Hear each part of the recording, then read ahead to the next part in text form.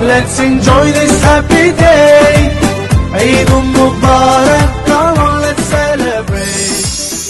Selamat Hari Raya Aidilfitri, maaf zahir dan batin.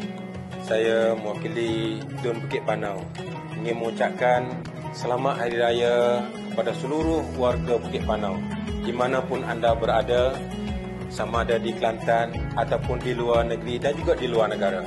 Setelah kita melalui fasa Ramadan selama sebulan dan melalui 10 malam terakhir di bulan Ramadan, kita mengharapkan Ramadan kita telah lalui dengan terbaik dan menjadi Ramadan yang terbaik dalam siri Ramadan yang pernah kita lalui. Untuk memastikan kita terus mendapat rahmat dan kebajikan daripada Allah SWT, selepas daripada Ramadan, pastikan kita akan menyambung dengan puasa di bulan Syawal selama 6 hari. Kita disebutkan 6 hari ini akan menjadikan puasa kita umpama cukup setahun.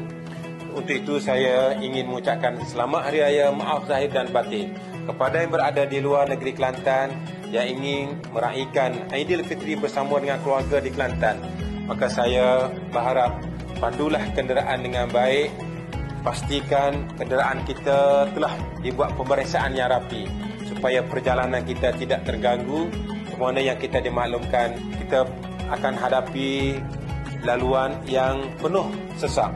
Jadi pastikan kita mulakan perjalanan kita dengan menunaikan salat musafir ataupun salat hajat supaya perjalanan kita diselamatkan ataupun diberi kemudahan oleh Allah SWT. Jadi saya sekali lagi ingin mengucapkan selamat Hari Raya, maaf zahir dan batin.